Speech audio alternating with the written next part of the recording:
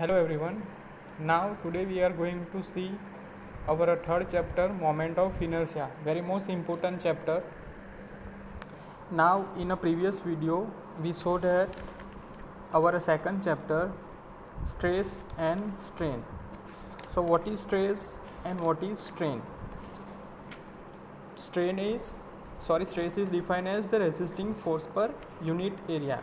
Sigma is equal to P by A. Then what is strain? Strain is defined as the ratio between change in a length upon original length. So it is called as a strain. And now next we saw Hooke's law. So Hooke's law is defined as stress is directly proportional to strain. ठीक है, sigma proportional to strain. ठीक है, तो sigma is equal to E into epsilon. So it is Young modulus. So Young modulus become sigma divided by strain, stress upon strain. Then after we saw composite section, and based on some example, then we saw bar of bearing cross section and example. So how can we find change in a length upon a bar of bearing cross section? So there is equation given by delta is equal to delta L1 plus or minus delta L2 plus or minus delta L3. Then after we saw composite section. What is composite section? A section which can be made by two material. It is called composite section, like steel and copper, steel and brass, steel and concrete, copper and aluminium. So there is equation for composite section. Epsilon 1 strain in material 1 is equal to strain in material 2, and total load P equal to P1 plus P2. So P is equal to sigma 1 A1 plus sigma 2 A2. Then after we saw some strain energy, then elastic constant and punch. Linear strain, it is defined as ratio between change in the length upon original length. Then lateral strain, then bulk modulus, then after shear stress, then some example based on it. Now our next chapter is moment of inertia, very most important chapter. Moment of inertia for a structural design, it is very most important topic. So first of all, what is moment of inertia? કે moment of inertia કોને કહેવાય છે? તો કોઈ પણ એરિયાની અનુસંધાન અક્ષ યાની કે રેફરન્સ અક્ષિસ આગળ લીધેલી બીજી વખત મોમેન્ટને જડત્વ ઢૂર્ણ કહે છે. Moment of inertia I. બરાબર છે? તો second moment of area is call M I. ઠીક છે, તો ફર્સ્ટ ઓફ ઓલ મોમેન્ટ કોને કહેવાય? Moment M is equal to force multiply by distance. ઠીક છે, એપ્લાઇડ મિકેનિક્સમાં તમે ભણ્યા છો મોમેન્ટ કઈ રીતે ફાઇન્ડ કરવું. It is force multiply by distance. So second moment of area is a call moment of inertia. So where A equal to area, X is equal to reference axis કે અનુસંધાન અક્ષથી area સીજીનું લંબ અંતર. Then A is equal to અનુસંધાન અક્ષ. બરાબર? તો ફિગરમાં જોઈ શકો છો રેફરન્ટ એક્સેસ છે આપણી પાસે. બરાબર? એ બરાબર એનું ડિસ્ટન્સ કેટલું છે સીજીથી મટીરિયલનું? કોઈ મટીરિયલ છે એનું એરિયા એ છે, એક્સ ડિસ્ટન્સ છે. બરાબર છે? તો શું થશે કે એ અક્ષ આગળ એરિયાની પ્રથમ મોમેન્ટ, બરાબર, રેફરન્સ અક્સિસથી, બરાબર, રેફરન્સ અક્સિસથી, બરાબર, કોઈ બી મટીરિયલનું મોમેન્ટ કઈ રીતે ફાઇન્ડ કરવાનું? તો પ્રથમ મોમેન્ટ શું થશે? એરિયા, બરાબર છે, મટીરિયલનું એરિયા કેટલું છે? એ ઇન્ટુ ડિસ્ટન્સ કેટલું છે? એક્સ. બરાબર? એ ઇન્ટુ એક્સ. બરાબર? તો પ્રથમ ફર્સ્ટ મોમેન્ટ શું થશે? એ ઇન્ટુ એક્સ. નાવ એ આગળ બીજી વખતની મોમેન્ટ, તો શું થશે? ટોટલ એરિયા શું થશે? ફર્સ્ટ મોમેન્ટ શું થઈ ગયું? એ ઇન્ટુ એક્સ. બરાબર? સેકન્ડ મોમેન્ટ શું થશે? આ ટોટલ એરિયા થશે બીજી મોમેન્ટ માટે, અને ડિસ્ટન્સ સેમ રહેશે એક્સ. સો શું થશે? It is A into x square. બરાબર છે? તો moment of inertia I is equal to A into x square. બરાબર? તો મોમેન્ટ ઓફ ઇનર્શિયાનો એકમ શું છે? mm રેઝ ટુ 4 અથવા તો સેન્ટીમીટર રેઝ ટુ 4 છે. બરાબર છે? નાવ સમ અગત્યતા છે કે મોમેન્ટ ઓફ ઇનર્શિયાની અગત્યતા, importance of moment of inertia. તો સ્ટ્રક્ચરના કોઈ પણ એલિમેન્ટ, બરાબર છે, સ્ટ્રક્ચરલ એલિમેન્ટ કોને કહેવાય? બીમ છે, કોલમ છે, લિંટલ છે, છજ્જા છે, બરાબર. અને શું કહેવાય છે? Structural element. તો કોઈ પણ સ્ટ્રક્ચરલ એલિમેન્ટ વગેરેનું મટીરિયલ, બરાબર, તેનું ક્રોસ સેક્શન, તેના પર લાગતા લોડની સાપેક્ષમાં ક્રોસ સેક્શનની ગોઠવણ વગેરે જે તે એલિમેન્ટની ડિઝાઇનના માટે ખૂબ જ અગત્યતા છે, બરાબર છે. કે કોઈ પણ આપણે સ્ટ્રક્ચરલ એલિમેન્ટ ડિઝાઇન કરવું છે, બરાબર, કે બીમ કોલમ છે, સ્લેબ છે, સજ્જુ છે, તો એમાં વપરાતું મટીરિયલ, તેનું ક્રોસ સેક્શન અને તેના પર લાગતા લોડ, બરાબર છે, એ કોના પર ડિપેન્ડન્ટ છે? ક્રોસ સેક્શનની ગોઠવણી, બરાબર છે, ક્રોસ સેક્શનની ગોઠવણી. તો ડિઝાઇન માટે ખૂબ અગત્યનું છે. આ બાબત માટે લંબચોરસ આછેડવાળા બીમનું ઉદાહરણ સમજીએ, બરાબર છે. કે સપોઝ આપણી પાસે કોઈ એક બીમ છે, બરાબર છે, આકૃતિમાં દર્શાવ્યા પ્રમાણે AB, બરાબર છે, એના પર W કિલોન્યુટનનો લોડ લાગે છે. ડિસ્ટન્સ કેટલું છે? L છે, બરાબર છે. લોડ કઈ રીતના ડિસ્ટ્રીબ્યુટ થશે? W/2, W/2, બરાબર છે. તો આ કિસ્સામાં બીમ ક્રોસ સેક્શનનું માપ બી બેન્ડિંગનું પ્લેન વર્ટિકલ પ્લેનમાં છે, બરાબર છે. બેન્ડિંગનું પ્લેન કઈ રીતે છે? વર્ટિકલ પ્લેનમાં, બરાબર છે. એના પર લોડ લાગશે તો બીમ કઈ રીતે બેન્ડ થશે? આ રીતે બેન્ડ થશે, બરાબર છે. આ રીતે બેન્ડ થશે.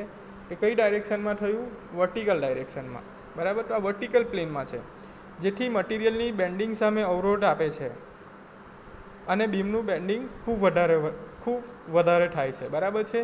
એની થિકનેસ ઓછી છે, બરાબર છે, લોડ વધારે લાગે છે, બરાબર છે, તો એનું બેન્ડિંગ વધારે થશે, બરાબર છે. સો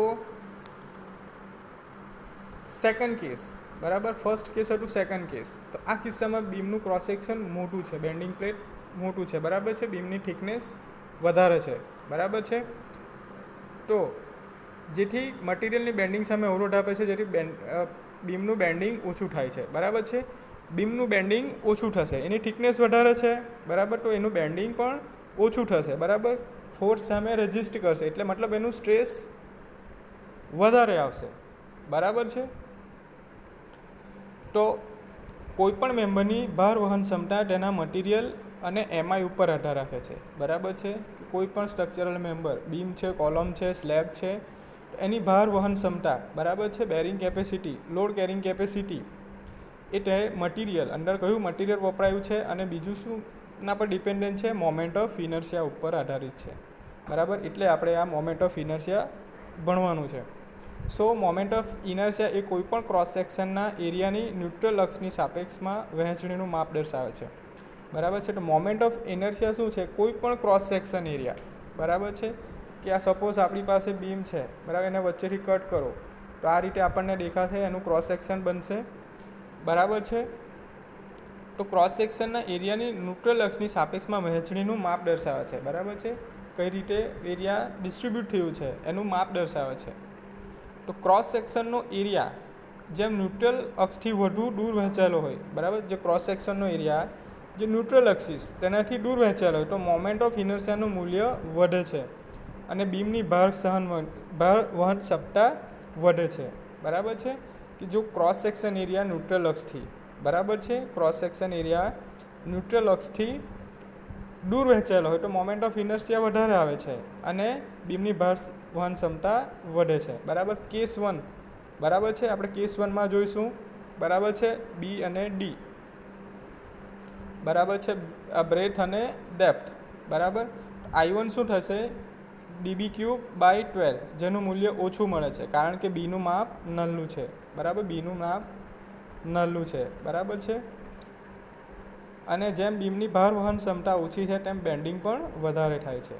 હવે કેસ 2, એમાં શું થશે? BD³/12. તો આમાં શું થશે કે ડીનું મૂલ્ય વધારે છે, ડીનું મૂલ્ય વધારે છે, જેથી બીમની ભાર વહન ક્ષમતા વધે છે અને બીમનું બેન્ડિંગ પણ ઓછું થાય છે, બરાબર છે. સો આ રીતે આપણે મોમેન્ટ ઓફ ઇનર્શિયા ફાઇન્ડ કરીશું. નાવ સેકન્ડ છે સેક્શન મોડ્યુલસ, બરાબર છે. તો સેક્શન મોડ્યુલસ કોને કહેવાય?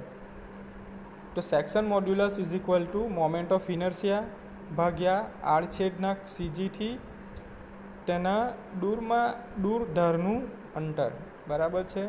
તો સેક્શન મોડ્યુલસ કોને કહેવાય છે? સપોઝ આપણી પાસે કોઈ કોલમ છે, બરાબર છે, આ એક્સ એક્સિસ, વાય એક્સિસ, બરાબર છે.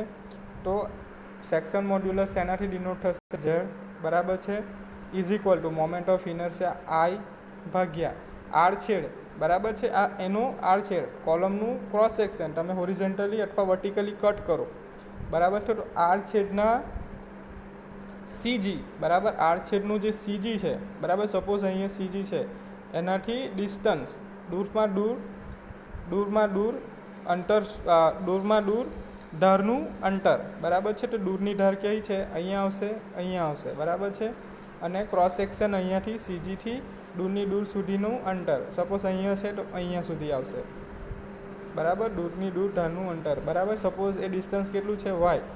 તો શું થશે? Z equal to I by Y, બરાબર. અને ઝેડનો એકમ શું છે? mm³ અથવા તો સેન્ટીમીટર ક્યુબ છે, બરાબર. ચાલો હવે લંબચોરસ આડછેદ માટે, બરાબર છે, કે સપોઝ રેક્ટેન્ગ્યુલર ક્રોસ સેક્શન છે, તો ઝેડ એક્સેસ શું થશે? આઈ એક્સેસ બાય વાય, બરાબર. સેક્શન મોડ્યુલસ આપણે ફાઇન્ડ કરવાનું છે, તો એના માટે શું? Z equal to I by Y, બરાબર છે. હવે એક્સિસ માટે શું થશે? Z axis is equal to I axis by Y, બરાબર છે. તો હવે ક્રોસ સેક્શન માટે આપણે વાય ફાઇન્ડ કરવાનું છે, આડછેદનું સીજીથી દૂર ધારનું અંતર, બરાબર. તો ક્રોસ સેક્શનનું ટોટલ ડિસ્ટન્સ કેટલું છે? ડી, બરાબર છે. હવે આપણને શું જોઈએ છે? વાય, આટલું ડિસ્ટન્સ જોઈએ છે, બરાબર, અડધું ડિસ્ટન્સ જોઈએ છે. તો શું થશે? ઇટ ઇઝ D/2, બરાબર. તો શું થશે? Z axis is equal to I axis divided by D/2, બરાબર. તો શું થશે? Z axis is equal to 2i axis divided by D, બરાબર છે. નાવ ઝેડ વાય સેમ થશે. હવે આપણે વાય એક્સેસ માટે, બરાબર છે. તો ઝેડ વાય કઈ રીતના ફાઇન્ડ કરીશું? આઈ વાય અપન વાય, બરાબર છે. હવે આ રીતે ફાઇન્ડ કરીશું, બરાબર છે, આ ક્રોસ સેક્શન માટે. તો શું થશે? I Y divided by Y, total distance કેટલું છે? બી, બરાબર છે. તો બીનું હાફ કેટલું થશે? B/2. So it is I Y divided by B/2, બરાબર. તો section modulus is the first moment of area, બરાબર. સેક્શન મોડ્યુલસ શું છે?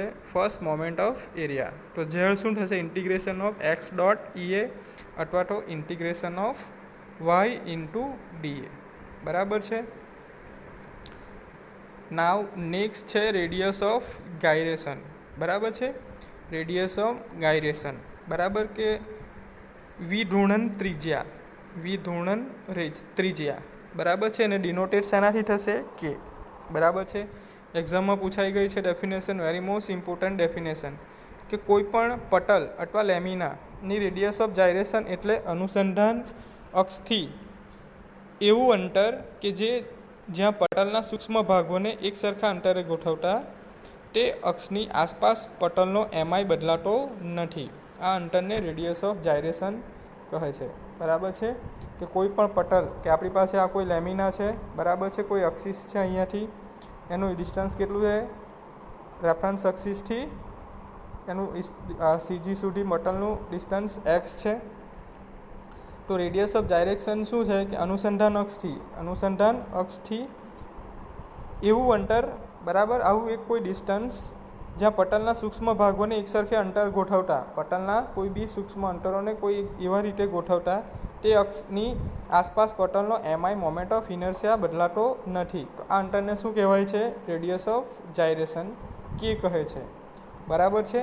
તો કે is equal two square root of MI into area, બરાબર, મોમેન્ટ ઓફ ઇનર્શિયા અપન એરિયા, બરાબર. તો મોમેન્ટ ઓફ ઇનર્શિયાને ડિનોટેડ શેનાથી થાય છે? આઈ. તો square root of I upon area શેનાથી ડિનોટેડ થશે? એ. તો square root of I upon A, બરાબર છે. તો શું થશે? સિમ્પ્લિફાઈડ કરીશું તો કે સ્ક્વેર શું થશે? કે square is equal to I upon A, બરાબર. કે સ્ક્વેર શું થશે? આઈ અપન એ. કે ઇઝ ઇક્વલ ટુ શું થાય square root of I upon A બરાબર છે. તો હવે વર્ગમૂળને રિમૂવ કરવા માટે સ્ક્વેર રૂટને રિમૂવ કરવા માટે બરાબર બંને સાઈડ શું કરવું પડશે સ્ક્વેર કરવું પડશે બરાબર છે. તો આ કેન્સલ આઉટ થશે તો કે square is equal to I upon A બરાબર. તો શું આઈ શું થશે એ ઇન્ટુ કે સ્ક્વેર બરાબર. એ I is equal to A into K square બરાબર. આ રીતે આપણે મોમેન્ટ ઓફ ઇનર્શિયા ફાઇન્ડ કરી શકીએ છીએ. So it is radius of gyration બરાબર છે. સો મોમેન્ટ ઓફ ઇનર્શિયા કોને કહેવાય છે second moment of area is called moment of inertia.